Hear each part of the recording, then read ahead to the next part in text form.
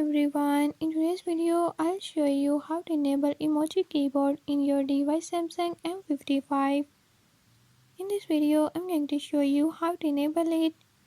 But before we get started, don't forget to hit the subscribe button and turn on notifications. Make sure to watch complete video and learn how I can do it. Let's watch the video.